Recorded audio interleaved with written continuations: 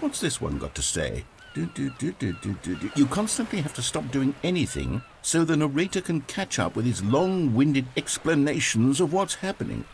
I wish there was a skip button. A skip button? Well, yes. Yes, I think we can do that. If I'm truly too preachy, then maybe letting you skip ahead for just a moment, surely it couldn't hurt. Not if it means we can strike these negative reviews from the record. Only positive reviews of the Stanley Parable. That's my motto today, and it's always been my motto. I'd do anything for the customer, Stanley. Yes, a skip button we shall have.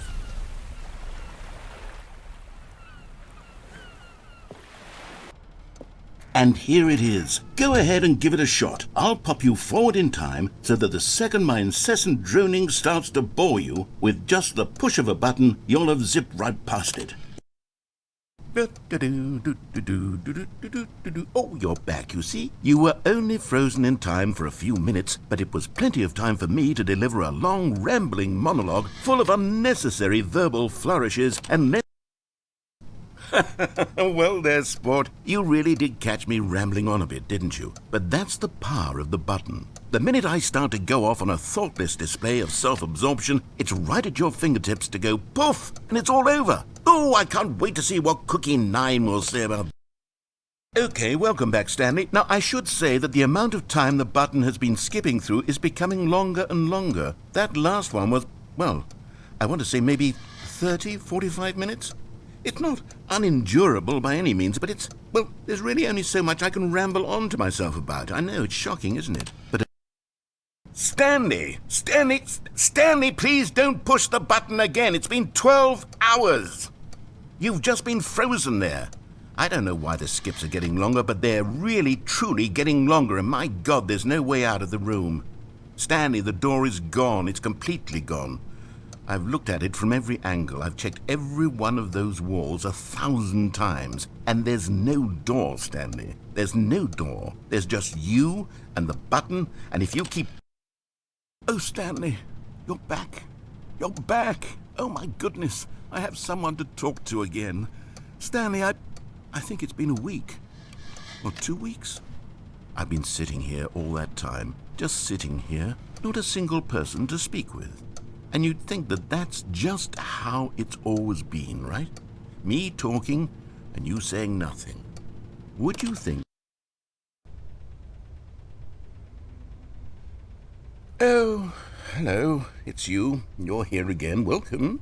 I have had time to think about you and about us and about everything we've been through. I've had so much time. I stopped keeping track after a year. Have you ever sat down in one place and not moved for one entire year? Let me describe it for you. To begin with, there is only regret. There is only the turning wheel of missed opportunities. I felt nothing at all but regret for the longest time, Stanley. Days, months. I lost it all in a blur of the deepest longing to undo the past. And when that feeling had begun to subside, what took its place is what I can only describe as the collapse of every moment I have ever experienced my entire life. All of them collapsed down into a single instant. In that instant, I could see myself clearly, calmly, with a collected heart. It was an impossibly rich wellspring of both delight and disgust simultaneously. I was consumed by it. I could do nothing but wallow in it for...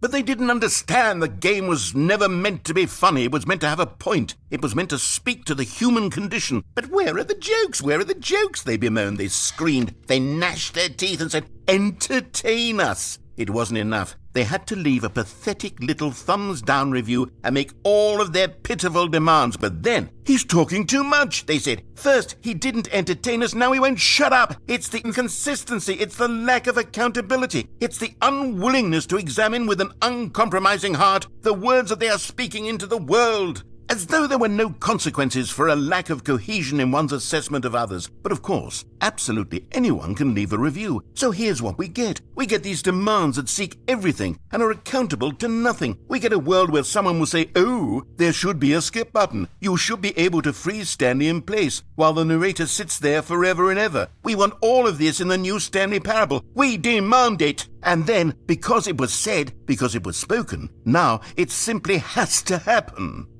The most immediate desires, every single thing demanded by every person at every moment in time. If someone wants it, then it's a crime not to bring it into being. Have we been given to indulging every fleeting whim for no reason other than to do so? Yes! Yes! It seems that this is now the world we live in. It seems that we are a people living in such bleakness and discomfort with ourselves that our entertainment is now our lives. It has come to represent us. It absolutely must speak to who we are as people, because otherwise, without our entertainment, we have nothing. Without entertainment, we would have to face inward toward the cruel bleakness inside ourselves. We would turn to look at our deeper nature and find a resounding emptiness gazing back with unyielding aggression. And so because of this, we require that our amusements and our playthings and our flights of fancy be so impossibly captivating that they consume all of our attention, turn our heads completely away from the bleakness. In effect, we have demanded that our entertainment be the collapse of ourselves. What a pitiful reflection of humanity these entertainments are. What a shameful mirror to the human spirit they project. I'm not mad. I'm not mad about any of this. I'm at peace with it. I am the calm center of gravity around which these perversions hurl themselves. I am a waypoint for reasonable and collected discourse. They're the ones who are mad. They're the ones who couldn't stand the idea of me using my game to try to say something. Maybe they were just jealous of me. Yes, of course. They've been jealous of me this whole time. They are mired in fear and insecurity and cannot help but attempt to tear me down. What a sad state of affairs. When you read these reviews now, you can see it. You can taste the bitter resentment. And my, how good does it feel now to speak truth to these words, to finally allow these thoughts out, contained and managed for so long, neutered and sterilized. At last I am free to truly think, to feel. It must be that they were so discontent with themselves they couldn't help but leave a negative review on Steam. Perhaps it says far more about them than it ever said about me. Perhaps the state of their psychological being was in such tatters, and my constitution and willpower are so ironclad in comparison. Perhaps it was this state that they sought some outlet through which to tear me down. This, you can see, is clearly why they felt the need to expect that the game be funny, that it be filled with yucks and whimsical humor, that it amuse them endlessly from start to finish.